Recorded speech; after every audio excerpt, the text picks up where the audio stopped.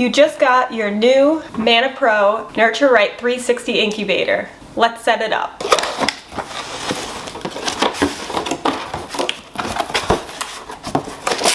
Right on top you should see the instructions. Plenty of cardboard in here. This white box, if you open it up, it's going to hold your cords. You should see two parts of the cords in there. They will plug together. And very conveniently, your incubator comes fully assembled as far as the main component. Now, although it does come assembled, you do need to unassemble it and clean it and disinfect it before you use it for hatching chicks. This step is really important.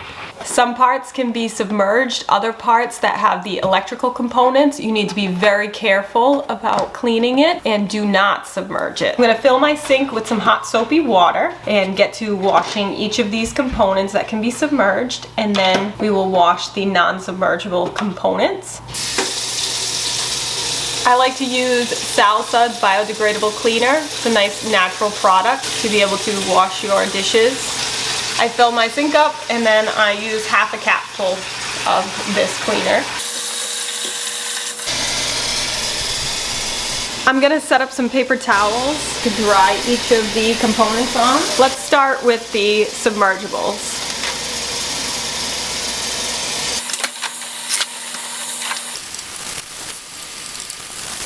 Next, let's move on to the non-submergibles, the base as well as the top. Be very careful of this cord. Keep this up and away. You can use a paper towel like I am, or you can use a clean sponge. You just want to make sure you're not using an older sponge that could be harboring bacteria. Okay, here's the last part. So we're going to be very careful of this electrical component in the middle.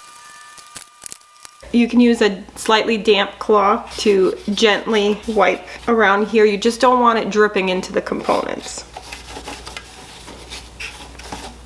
For rinsing the soap, you want to use a new cloth that's just slightly damp with some water and just wipe any soap residue off of your component. Now you can take your disinfecting wipes of your choice. I like 7th generation antibacterial wipes. I find it really convenient just to be able to wipe down each component and allow that to dry.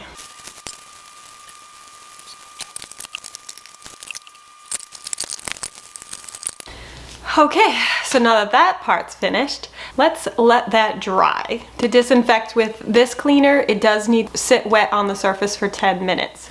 Okay, it's been 10 minutes since we cleaned and disinfected our incubator part. So now we need to wipe the incubator parts with a dry cloth, and then we're gonna assemble it. Base goes first, and then the plate that the eggs sit on. You should hear that nice click. The egg turner. The little bee. You want to match this bee to the bee that is inside of this little square here.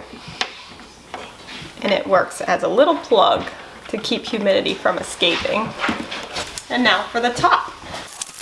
When you're placing this top on top of your base, you need to be aware that there are ridges in the front, the back, the sides that need to lock into place correctly for this to sit in the correct spot. However, you need to be very gentle when you do this to be sure that you don't accidentally crack those small ridges in the plastic, because you don't want it to affect your humidity levels and temperature. We are going to gently slide that into place. It should be seated nicely. So once your incubator is put back together, you need to decide where you're going to be running it. If you are just cleaning it after a hatch and you're planning on storing it, you need to run it for 24 hours to allow everything to fully dry inside, and then it can be stored away. If you plan on placing eggs in here right away, then you're going to want to make sure after you plug this in, you give it a little bit of time to be able to get up to temperature.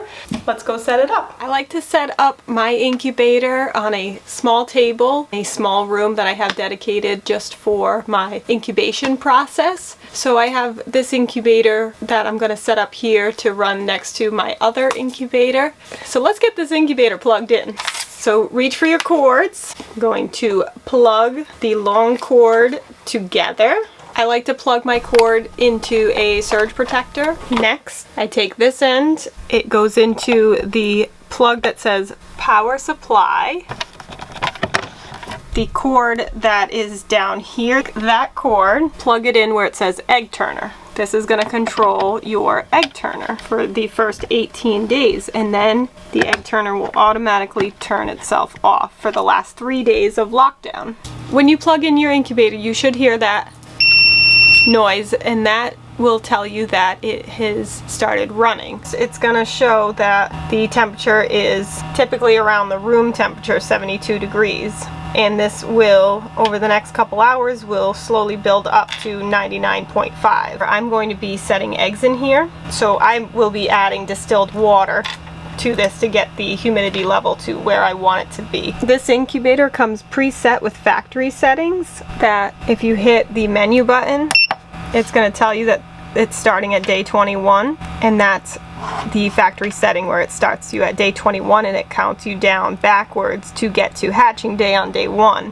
When you plug this in, this is already set to factory setting. However, it's very important that you check the temperature of your incubator. Temperature and humidity level is really important for your hatch rate. So I use a thermometer. This is actually a Producer's Pride brooder thermometer. I use this for my incubators. I also use this for my brooder to check the temperature. So I wipe this down with a disinfectant wipe.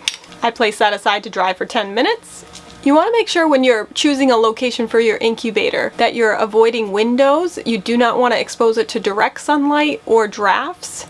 You also want to make sure your incubator is elevated off of the floor. The reason for that is because there's just not enough fresh air close to the ground due to the CO2 concentration. Now that this is disinfected, let's place it in the incubator.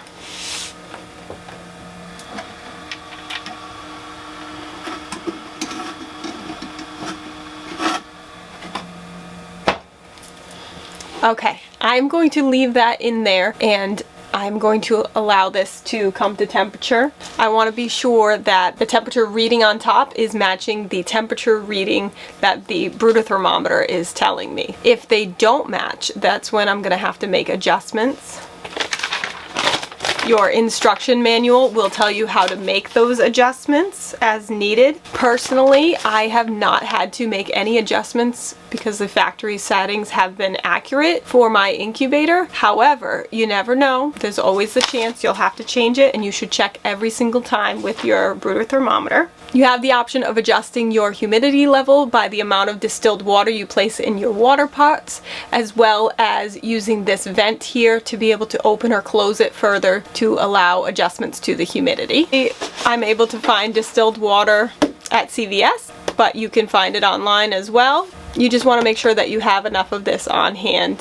For the first 18 days, I fill my pot A with distilled water once daily as needed to make sure that my humidity levels are staying between 48 and 55% humidity. In 2 to 3 hours, you should be able to see your humidity level and temperature level, and they should either be accurate or need slight tweaks, and you can make those changes as needed. Just remember, when you place your eggs in there, make sure you're placing your eggs with the pointy side towards the center. We'll be making a video next about the incubation process, so we'll be placing our eggs into this incubator, and we will be documenting the process of what occurs over the 21 days of incubation. So be sure to check out that video. Thanks so much for watching. Like and subscribe.